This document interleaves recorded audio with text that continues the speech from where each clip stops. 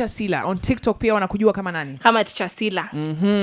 Teacher Cillah, unafundishanga watu wako na miaka ngapi? From 6 years to 10 years to 8 years. And you know how I discovered Teacher Cillah? One day I'm scrolling on TikTok and then I find, you know how you see these videos at the kids they've got a handshake with their teacher. Yeah. All the time I see such videos watu sema hizi ni vitu za wazungu. Walimu wa Kenya wanakuanga so nasty. Hasira, wamejam, nini. But she's a different kind of teacher. Have you ever seen a teacher who all the students are happy to be with her? Yeah. So that's why we've invited her.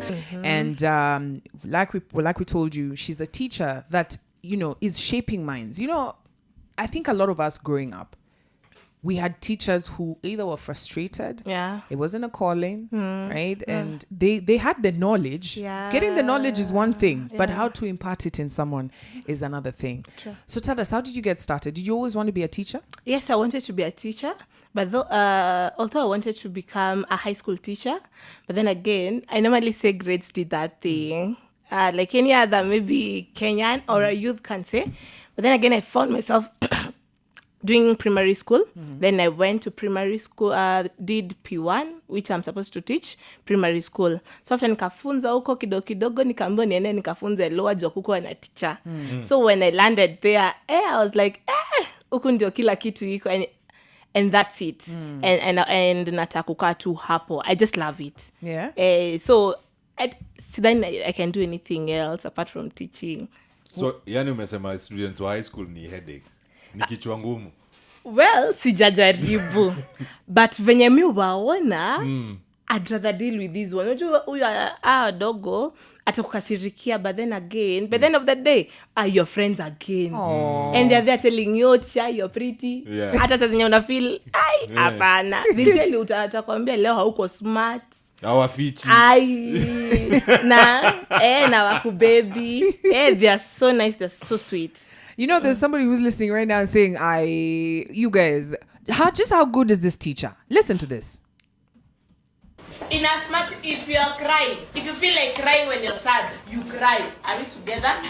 It is okay to cry. When you're sad, don't say that you're a big boy or a big girl. You see, when Cillah, when she's sad, she cries like a baby.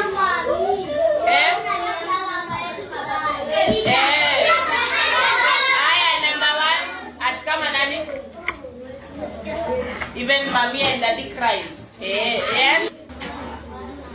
Jana usiku mami alikuwa analia. Haya now. Haya, kuna wenye wanafurahia wanalia.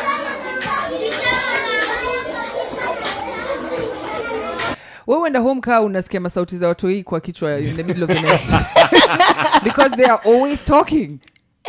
Nikitoka, I don't want to hear any other noise. They're always talking. Yeah.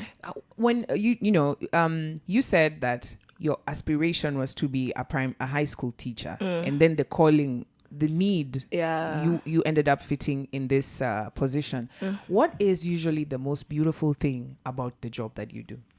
One thing, as I had said earlier, I love the fact that kids are honest, and they will tell you, they will compliment you, and at some point, watakukosoa.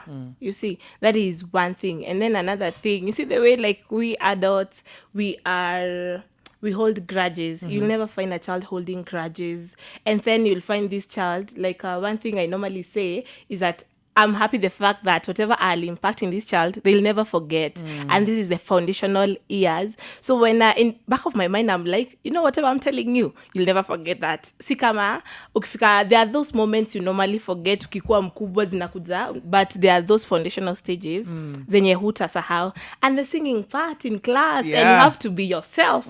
So that is one of the things that make me happy. And no one will judge you. Hata uruke, hata dance vibaya. They'll be like, Tisha, you're doing good. Wow. Me, imagine I'm about to be a nursery school teacher, but lakini lazima uko na patience.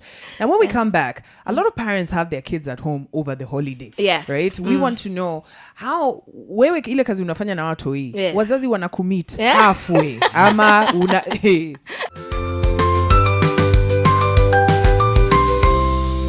Mambo vulai.